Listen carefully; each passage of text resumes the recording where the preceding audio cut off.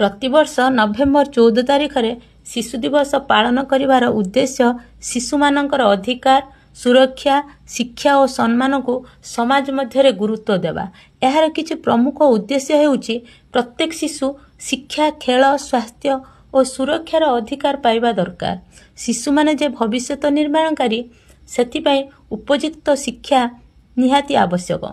पंडित जवाहरलाल नेहरू को शिशु प्रेम और तांकर शिशु मानक उद्देश्य करा जायथिबा काम को सम्मान देवा आवश्यक। खेल प्रतियोगिता सांस्कृतिक कार्यक्रम माध्यम तांको दक्षता को बाहर को आनिबा दरकार। शिशु श्रम अपमान अवहेला और हिंसारू दूर रखिया पाई सचेतन कराइबा आवश्यक। सेमानंकु चिंतामुक्त स्वास्थ्यमय और सुखमय शैशव निश्चित करिबा पाई सतत चेष्टित करिबा दरकार।